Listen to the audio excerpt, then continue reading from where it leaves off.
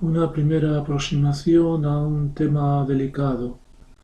He estado estos días viendo algunos vídeos de la Primera Guerra Mundial y entonces hay algo que sobrepasa la comprensión, pero hay algo que deja estupefacto.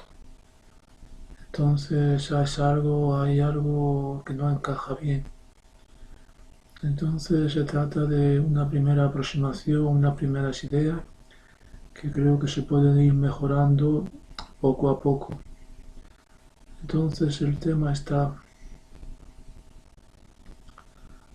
hay muchísima atención, muchísimo cuidado, las madres se desviven por los hijos, le calientan la cama para cuando se van a acostar, a mí me ponían una botella de agua caliente, les preparan la ropita para que si son pequeños o si son mayores, para que esté todo listo, les miran y les remiran la mínima incidencia, observan su cara para que, escrutando sus expresiones, sus rasgos para descubrir algún rasgo de incomodidad y de pronto mueren destrozados a millares. Hay algo incompatible. El movimiento hacia la soberanía, el movimiento hacia la ordenación de la exterioridad es un movimiento generalizado. Se da a nivel pequeño. Cualquier persona dice esto es así, defiende su punto de vista frente al otro y ese punto de vista es lo que le interesa a él para reordenar la realidad con arreglo a su beneficio teniéndolo a él como centro. Pero al mismo tiempo que por una parte reordena la realidad y la sociedad, por otra parte también quiere incorporarse a la sociedad en plano de igualdad para vivir la solidaridad, porque vivir la ayuda mutua, que es también pues muy interesante y es conveniente. Entonces se dan los dos movimientos. El movimiento a nivel pequeño pues es el mismo que a lo grande, pienso yo. Es el mismo movimiento que uno busca, cuando busca el reconocimiento de los demás, el sobresalir por encima de los demás, de una manera en la mujer, de otra manera en el hombre, pero ese movimiento es el mismo movimiento que lleva a 1 millón de hombres a enfrentarse a otro 1 millón de hombres, que lleva a una nación a enfrentarse a otra nación. El hombre individual, para sobresalir también de otra manera, ya no como individuo, se une a otros y entonces sobresale como grupo y al mismo tiempo ese grupo lo mantiene a él como individuo en plan sobresaliente. Por ejemplo, un individuo es americano y un individuo pues es español. El individuo americano no ha hecho méritos personales, pero como americano él tiene una posición ya, y como es una posición alta, y como español tiene una posición mucho más baja. Individualmente el individuo español pues, puede haber hecho muchos méritos, pero hay una posición ya de los estados, te sitúan en los... Bueno, algo de eso pasa cuando te metes en un grupo, pues el grupo, tú tienes una posición dentro del grupo, pero otra posición respecto a otros grupos por pertenecer a ese grupo. Bien, eso es escalonadamente, pero. Ahí, al unirse los grupos, pues en estado, pues dijéramos así, natural, establecen una guerra de unos contra otros. Eso se ve, eso se ve. Se ve cuando los países, cuando las tribus luchan entre ellas, y cuando los individuos también intentan aprovecharse, someter prácticamente a esclavitud a otras mujeres, a otros hombres. Entonces es una guerra de poder, una guerra de reconocimiento y de poder.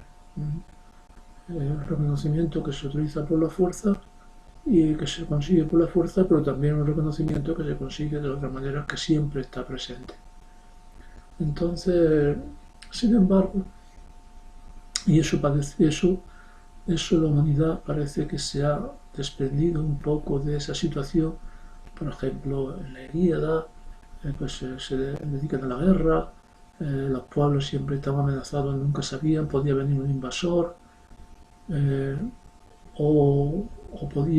podías tener la seguridad en la Edad Media un siervo bajo un señor feudal, pero al mismo tiempo te quitaba un montón de derechos. Todo eso parece que lo ha venido a sustituir, a arreglar en buena parte el Estado. El Estado es el que ha hecho la paz interna. El Estado se ocupa de, digamos, lo que llaman el monopolio de la violencia, es decir, que ciertas reglas de convivencia son las que rigen el orden. Esas reglas de convivencia, que son las leyes, pues luego tienen sus más y sus menos, y la gente intenta aprovecharse, utilizar los resquicios, pero en principio hay un orden ventajoso. No digamos nada cuando ya en los estados más desarrollados pues se da derecho a la mujer, se da derecho al anciano, se da derecho al niño, a los desvalidos, a los que por la fuerza física no se impondría. Todo eso ya es una cosa súper maravillosa. Ahora bien, el Estado hacia adentro hace la paz, hace la paz. La lucha de los individuos por sobresalir es muchas veces se continúa la lucha por el reconocimiento y se continúa la lucha por la dominación, pero dentro de la ley, aunque eso todavía pues tiene también su importancia, porque a veces la ley pues todavía las mentalidades, es una empresa de comida, tiene la orden, tiene la ley expresa de que tiene que informar de sus componentes en el producto que venda, pero luego la ley no le ha dicho en qué tamaño tiene que estar la letra, entonces lo pone en letra pequeñísima para que no se vea.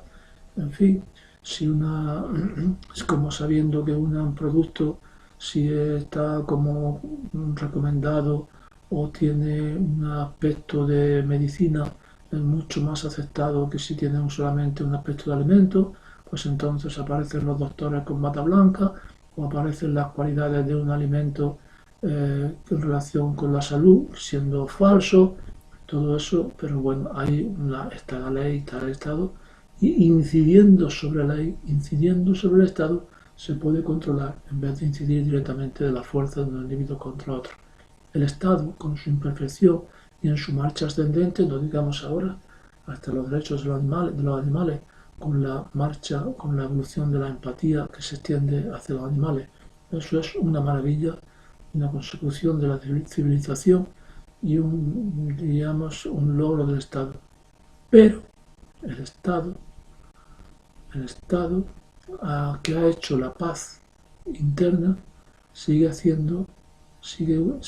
considerándose como un individuo salvaje en la lucha externa.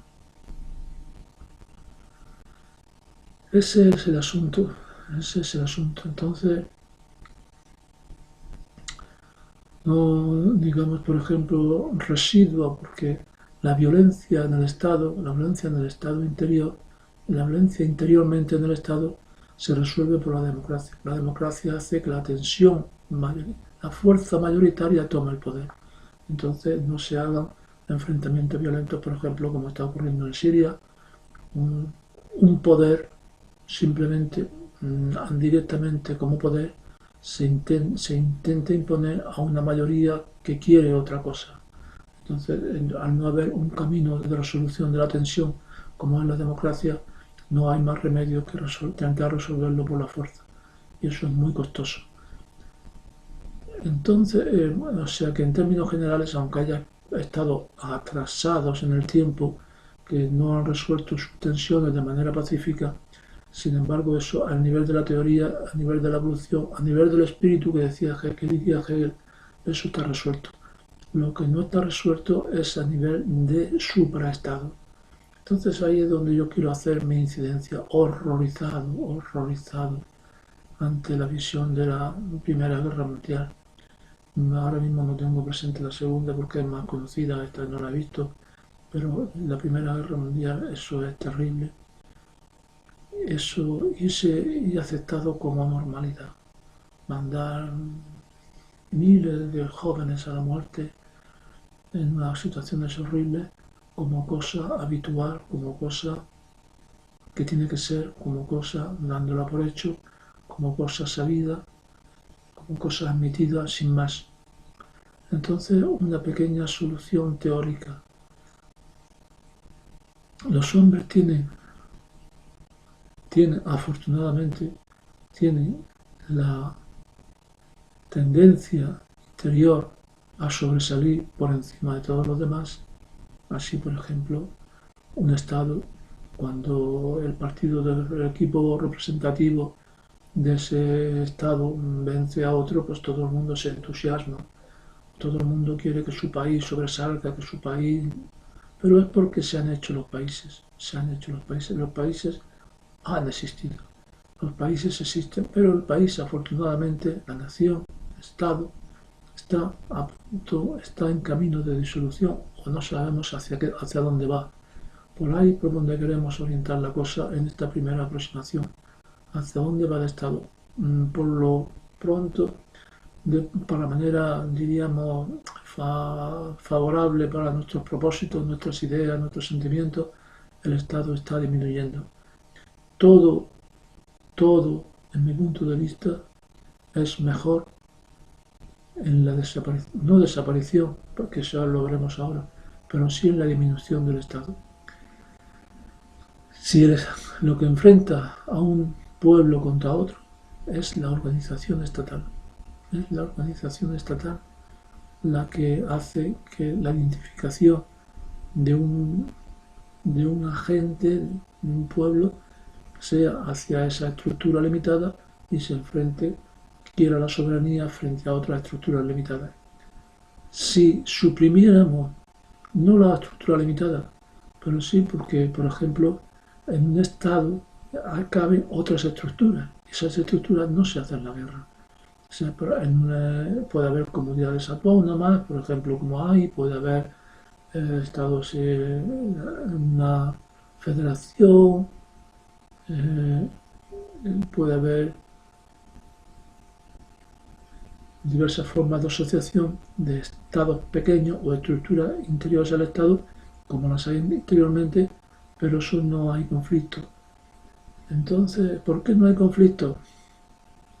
Primero, porque no tienen armas, porque cada estructura el ejército, la fuerza violenta, la fuerza de la violencia está monopolizada por la estructura superior y las estructuras inferiores no tienen capacidad, no se les otorga ese derecho a tener representación militar. Se les otorga a veces representación policial, pero bueno, eso tampoco quizá a lo mejor no es problema. Entonces, una organización de ese tipo es la que nosotros reclamamos para el mundo, para la humanidad. Un Estado mundial con subestados, posiblemente sea mejor, pero todo eso queda abierto porque yo tengo poca idea. A la manera del Estado actual se haga el Estado mundial. El Estado mundial puede hacerse con elecciones mundiales, a la orden del día hoy no hay ningún problema. Esas elecciones mundiales podrían hacerse también de manera escalonada, mejor, por representantes de países o algo. Ahí eso nos soluciona muchos temas, muchos temas. El Estado mundial soluciona muchos temas. Afortunadamente, vemos que ciertas estructuras caminan en la dirección de la disolución del poder o de la disminución del poder del Estado. La economía se ha globalizado. El derecho tiene también se esfuerza, se encamina, se incoa hacia derechos humanos, hacia delitos contra la humanidad. Se juzgan a dictadores en un país, se les juzga en la Comunidad Europea. Eh, Al mismo tiempo, dicen también, por ejemplo, Jean-Luc Ferry dice que una de las características de la modernidad de los últimos tiempos es la ampliación de la empatía o la ampliación de la compasión al mundo entero. Hoy el mundo entero se conmueve por lo que pasa en Siria, por lo que pasa en Afganistán, lo que pasa en otros países lejanos, las catástrofes. Todo eso hace un movimiento mundial de empatía. Es decir, las comunicaciones hacen también que el mundo deje de ser diversificado en rincones aislados. Yo me comunico, puedo hablar de aquí ahora Tailandia, aquí ahora África, aquí América, de un momento a otro. El inglés se hace como una lengua internacional, la lengua del mundo. En fin, hay unas características que amparan la unidad como base de la unidad política. La unidad social, por decirlo así, unidad económica, unidad de derecho, unidad social.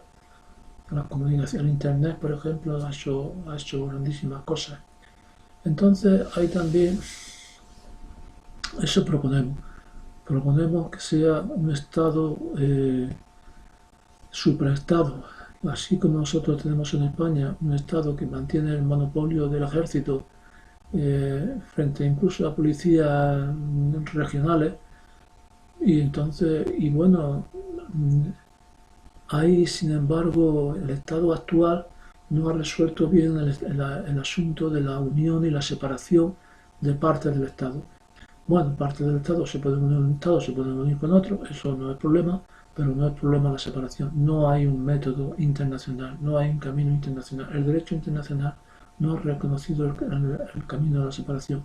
Nosotros yo propongo una cosa que ya está propuesta, es simplemente pues lo pacífico de la democracia y de que la diversidad, lo mismo que una región podría juntarse o separarse de otra, pues un Estado pudiera separarse o juntarse, dividirse, no importa. Cuando ya, cuando ya hay un Estado mundial, ya no es tan importante, porque ahora mismo la soberanía es del Estado. Entonces, la soberanía de un Estado mundial ya no es del Estado particular, sino que el Estado particular ya no tiene que preocuparse tanto de su fuerza y de su poder para sobrevivir, sino que su supervivencia está dejada de mano del Estado mundial. Quiere decir que el problema pueden unirse y separarse, porque puede haber como unas autonomías que tengan ciertos derechos, ciertas competencias. Todavía no tengo claro, yo no sé muy bien, y eso es asunto de otros, qué competencias tiene que reunir el Estado. Una idea es, por ejemplo, un asunto también, el asunto de la diferencia tan grande que ocurre entre unos estados y otros. Ese también es un problema gravísimo y ese problema se resolvería completamente en el momento de que hubiera un Estado mundial. Lo mismo que ahora un Estado es un camino de unificación económica, es decir, que un Estado redistribuye sus recursos mediante los impuestos. Entonces las zonas más ricas pagan más impuestos y el Estado redistribuye. Y entonces crea mejores condiciones económicas, más infraestructura, le da más dinero a las zonas más pobres, cogiéndolo de las zonas ricas. No sé yo ya qué estructura económica tomar, si ya, eh, eh, por ejemplo, si siguiendo la propiedad privada de todos los medios de producción, eso sería quizás un camino bueno.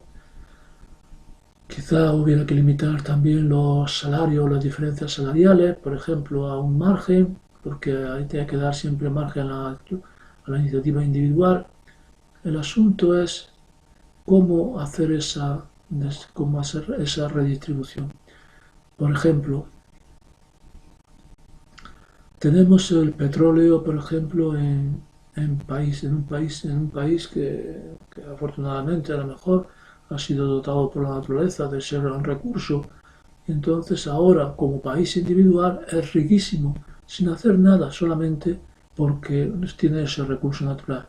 Mientras que el país de al lado resulta que como no tiene ese recurso, pues es pobrísimo.